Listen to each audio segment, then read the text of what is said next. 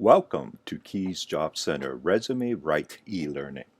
Founded in 1983, Keys provides Kingston and communities in Eastern Ontario with a variety of dynamic employment programs and services. Our expertise in helping individuals to attain their employment goals extends to a diverse population, including mature workers, persons with disabilities, youth, students, and newcomers to Canada. Whether our clients need support to identify a career, to learn job search techniques, to build an effective resume and cover letter, to practice interview skills, or to access training funding to increase their marketability, Keys is the Community Employment Center.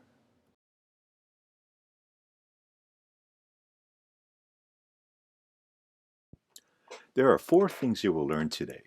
One, you will understand distinct purpose of an effective resume. Second, you will identify the resume style that best highlight your skills and experiences. Third, you will determine the key sections to best market your skills. And lastly, you will learn how to write accomplishment-based experience and skill statements.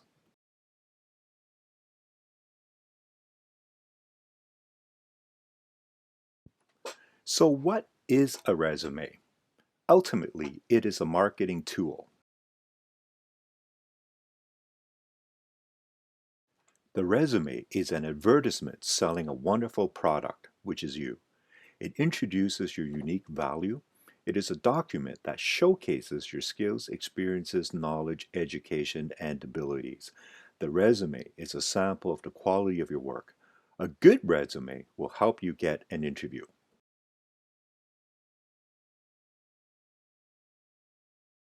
How much time will an employer actually take to read your resume? In 5 seconds, they're going to look at the appearance and get a first impression. In 15 seconds, they're going to look at the organization. And in 30 seconds, they're going to review the content. They're not going to read the whole resume. They're only going to look at key points. As mentioned on the last slide, it is important to make a good first impression. So how do you do that? The first thing is that you want to make it as attractive and as organized in appearance as possible. Make it fit with the industry style. If you're a graphic designer, make sure it's reflective of your skill. Your contact information should be clear. It should be easy to read, and what that means is that it needs to have good spacing. The font size needs to be right and clear. The headings are easy to find, and your sections should stand out. Keep it simple and not too long, and make sure it is error-free. A tip is to have a Keys employment specialist proofread it and just double check and make sure it is perfect.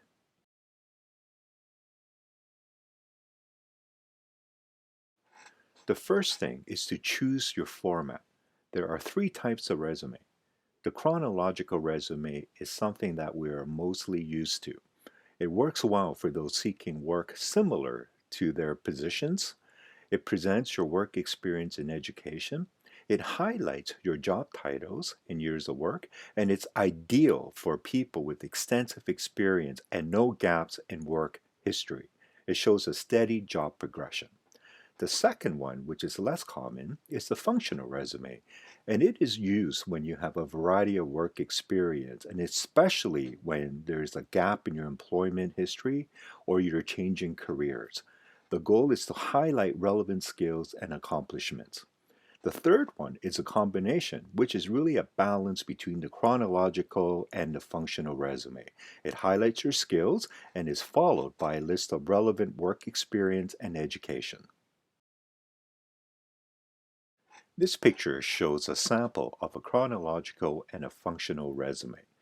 Notice the red box around the employment section in the functional resume.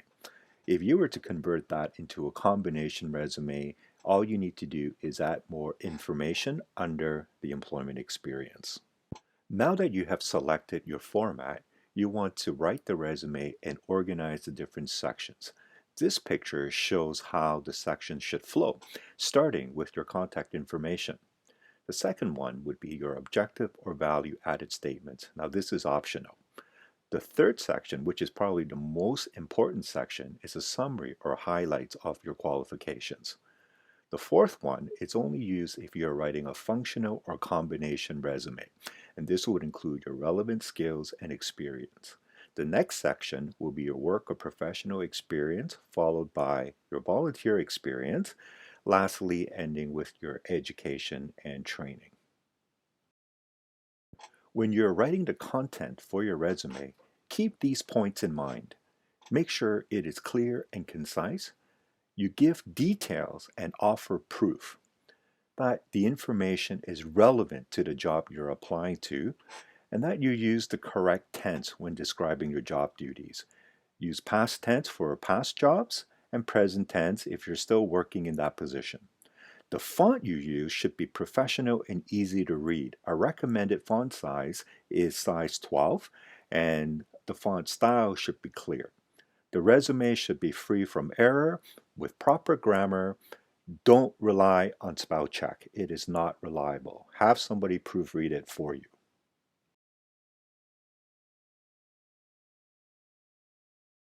Here are some tips to help you make the content concise. First off, your resume should be about 1 to 2 pages in length. There is no set rule of thumb, but the idea is to keep it as concise as possible. The resume should include the last 10 to 15 years of work experience. Eliminate the older ones. Avoid repeating information. This is a good barometer to see if you are making it too long. Don't include irrelevant information on your jobs or your education. Ask yourself, how does this apply to the job I'm applying to? Remove references available upon request. It is not necessary. Customize your resume for your job goal. Use the job description or the posting as a guide, but most importantly, be honest and accurate.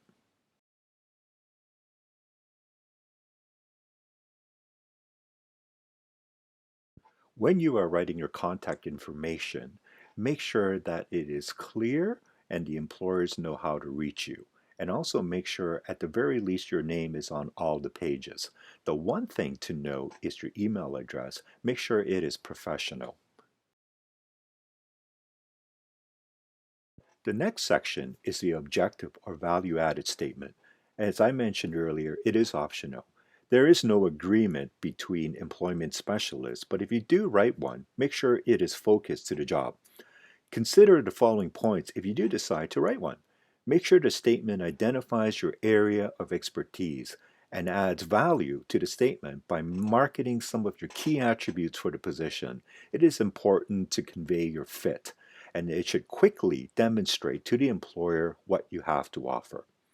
The next picture will show a sample of some value-added statements.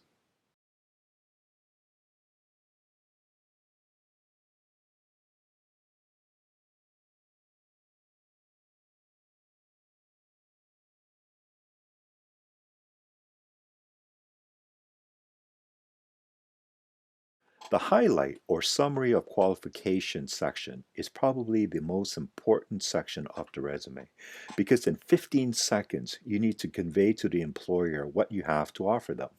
Here are some points to help you. Review the job posting or description and see how your background and skills match the qualifications they're looking for. Highlight your key skills, abilities, achievements, and qualifications that make you the right candidate for the job. Think of it like a newspaper headline, which is designed to quickly capture the reader's attention and motivate the reader to review the resume in detail. Write 4 or 5 statements that includes your years of experience, your education and/or certifications, any specific skills or personal qualities.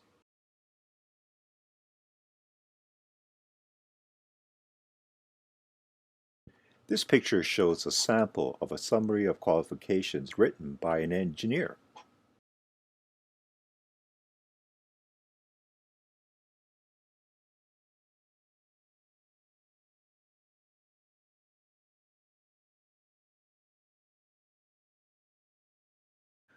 The relevant skills and experience section is only needed if you're writing a functional resume.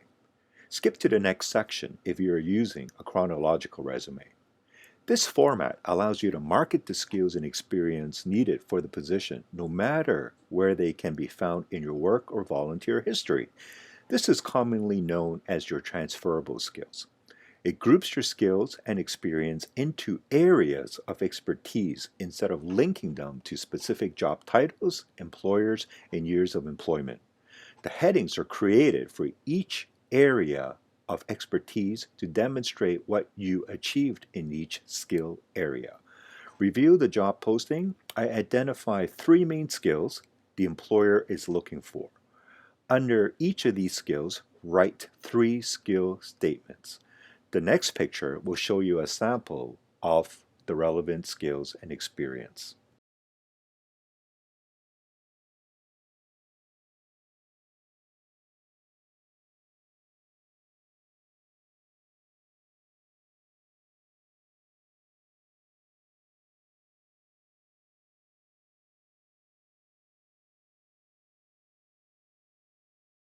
The professional or work experience section, it's added to all three different types of resume, whether it be chronological, functional, or combination. The difference is the amount of information you would add. For a chronological resume, you want to make sure it is very detailed, whereas a functional resume, you're just highlighting your job title, the employer, and the dates. The chronological resume is the traditional format that most employers are familiar with. It is a powerful format when you're seeking work similar to your most recent positions and or when you have a logical job progression.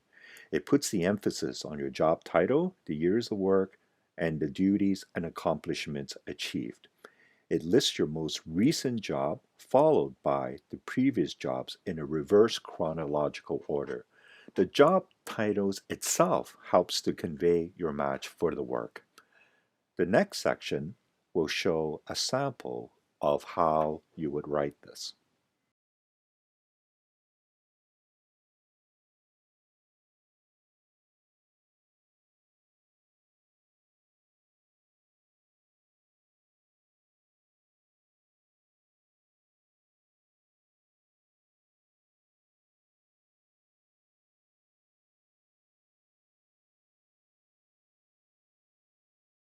In the next 7 slides, I'm going to show you how to write those bullet points that fit into the relevant skills and experience section and also the work experience section. Each of these bulleted points, which are called accomplishment-based experience or skill statements, fit in your resume, and it's proof of what you have done and what you have accomplished. Each point helps to demonstrate that you can do the work required by the employer. Start each statement with an action verb to add power. And when creating statements, it is important to include both hard and soft skills. Your resume must include both hard and soft skills that's evidence based and relevant to the position. If you can't prove it, don't use it. Ask yourself how you did it, which would identify your skill, and what happened, which would identify the results. Here is a list of action verbs to help you with your resume.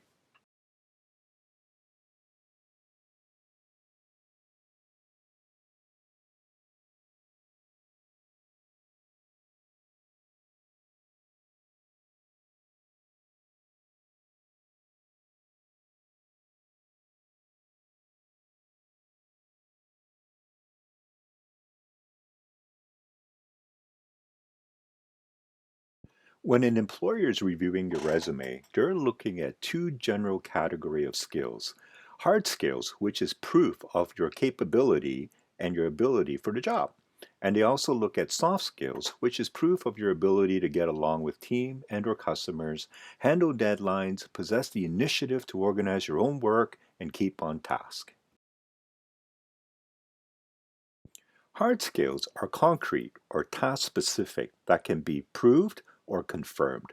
They can be taught or we can be certified in these skills. So, for example, something like computer skills, having your forklift operation license, having a customer service skill, service excellence certification, these are things that can be proved.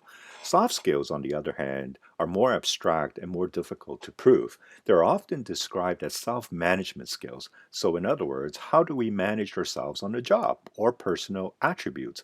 For example, something like punctuality, being energetic, being self motivated, and having good time management skills.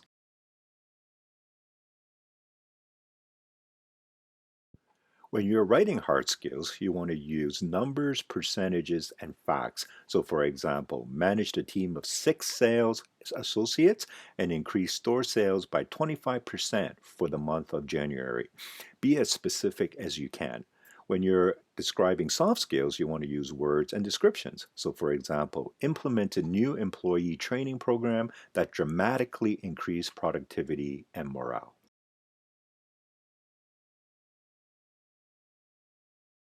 Here is a picture of a graph that shows by adding more detail, description, facts, you can go from writing a good bullet point to the best bullet point.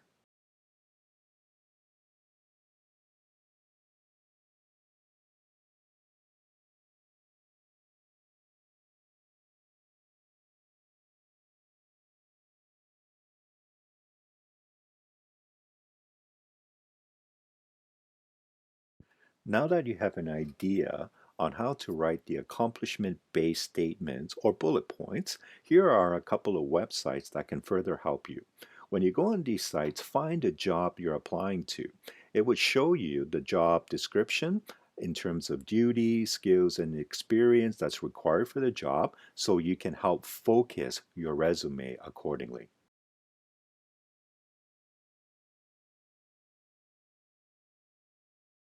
The volunteer experience section is optional, but if you do have it, you should include it because it makes a statement about your willingness to give back to the community. Any related volunteer work can help you market yourself to the job you're applying for. You can list a relevant volunteer role in the same format as your work history in order to better market that experience. The next slide will show a sample of the volunteer experience.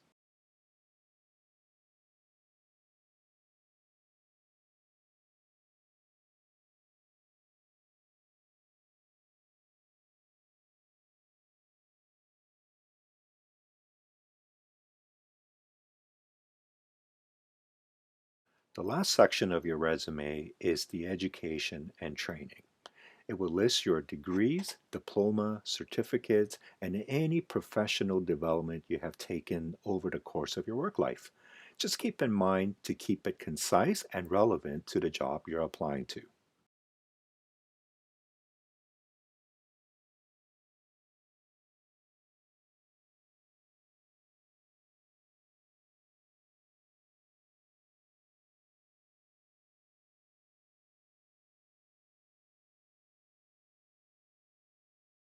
At Keys, we know writing a resume isn't easy. Now that you've had a chance to create a draft, get some professional help.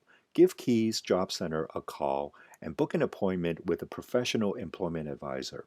We can help you take your resume to the next level.